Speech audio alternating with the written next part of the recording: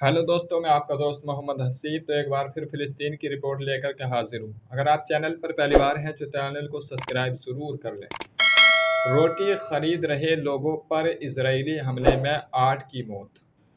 Israel ने Gaza पर उस वक्त हमला किया जब फ़िलिस्तीनी लोग रोटी की लाइन लगाकर के एक दुकान पर खड़े हुए थे, जिसकी वजह से बताया जा रहा है कि 8 लोगों की मौत हो गई। इजरायली हमले में गाज़ा के जबालिया शरणथा शिविर में UNRWA स्कूल आश्रम के सामने ब्रांड विक्रेता की दुकान पर कतार में खड़े 8 लोग मारे गए। इसराइल के प्रधानमंत्री नेतन्याहू ने कहा कि वो दबाव के आगे नहीं झुकेंगे, जबकि हजारों इसराइली उनकी सरकार के खिलाफ प्रदर्शन कर रहे हैं और युद्ध विराम समझौता तथा गाज़ा में बंदियों की रिहाई की मांग कर रहे हैं।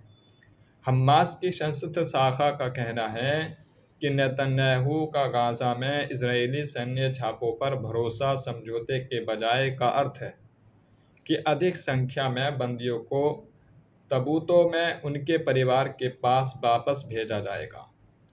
गाज़ा पर इसराइल के युद्ध में आज की डेट तक 40,786 लोग मारे जा चुके हैं।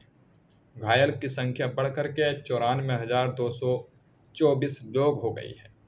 आप समझ सकते हैं कितनी दर्दनाक ये कहानी है कि रोटी की लाइन लगा कर खड़े थे फिलिस्तीनी लोग उस वक्त इसराइल ने हमला किया और हमले में 8 लोगों की मौत हो गई।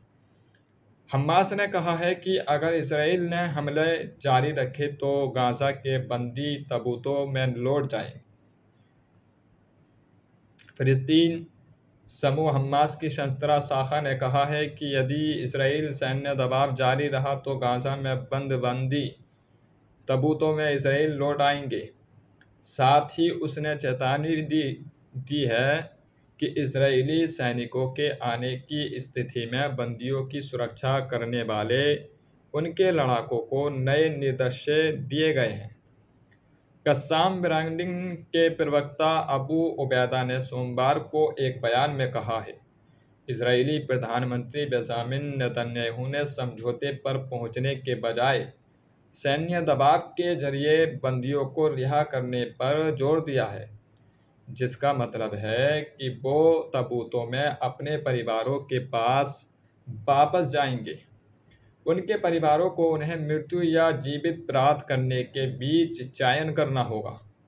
ये बात कस्साम ब्रिगेड के प्रवक्ता अबू उबैदा ने इसराइल द्वारा 6 बंदियों के शव बरामद किए जाने के 2 दिन बाद कही है। इसमें कहा गया है कि नेतन्याहू और सेना कैदियों की मौत के लिए पूरी तरह जिम्मेदार है, क्योंकि उन्होंने जानबूझकर कैदियों की अदला बदली के सौदे में बाधा डाली। कस्साम ब्रिगेड का ये बयान नेतन्याहू के उस बयान के कुछ ही देर बाद आया जिसमें उन्होंने कहा था कि दक्षिणी गाज़ा के रफा क्षेत्र में एक सुरंग से जिन 6 बंदियों के शव बरामद किए गए थे उन्हें हमास ने फांसी दे दी है। नेतन्याहू ने सोमवार को टेलीविज़न पर एक संवाददाता सम्मेलन में कहा, मैं उन्हें जीवित वापस लाना पाने के लिए क्षमा मांगता हूं। इजराइल में मौतों के लेकर दूसरे दिन भी विरोध प्रदर्शन जारी है। उन्होंने कहा, हम करीब थे लेकिन हम सफल नहीं हुए। हमास को इसकी बहुत भारी कीमत चुकानी पड़ेगी। हमास ने इसराइल के कुछ बंदियों को फांसी तक पहुंचा दिया है और हमास ने इसराइल को धमकी भी दी है कि अगर इसराइल ने गाज़ा पट्टी पर अपने हमलों को बंद नहीं किया तो वो इसी तरह हमले करता रहेगा। और साथ ही साथ ये भी कहा है, अगर हमले बंद कर देता है तो हमास के जो लड़ाके हैं वो वापस अपने तंबुओं तक वापस लौट आएंगे।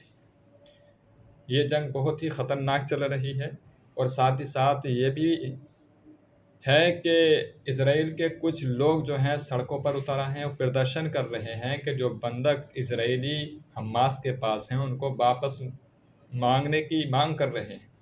लेकिन ये जंग कब तक चलेगी कुछ कहा नहीं जा सकता। तो आज की इतनी ही न्यूज़ थी जो मैंने आप तक पहुंचाना बेहतर समझा।